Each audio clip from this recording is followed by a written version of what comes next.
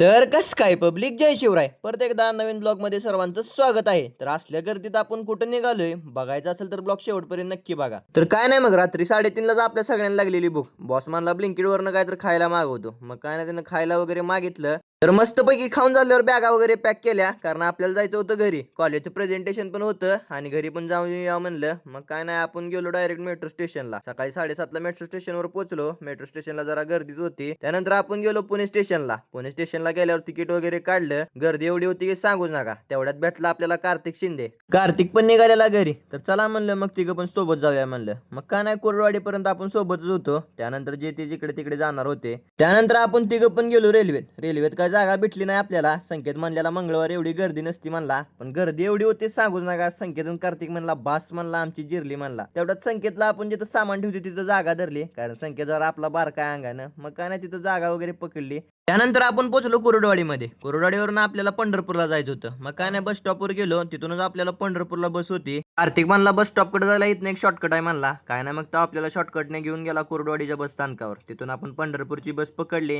आणि पोहोचलो पंढरपूरमध्ये. पंढरपूरमध्ये पोहोचल्यावर आपल्याला जायचं होतं घरी. आपलं घर आहे रांजणीमध्ये. रांजणीकडे जात असताना आपली कर्मभूमी म्हणजे आपली स्वेरीघाट पडली. त्यानंतर आपण पोहोचलो घरी. घरी पोहोचल्यावर केलता चिकनचा बेत. मस्तपैकी चिकन वगैरे खाल्लं. तर मंडळी, आजच्या ब्लॉग मध्ये एवढंच. भेटू उद्याच्या एका नवीन ब्लॉग मध्ये. जय शिवराय.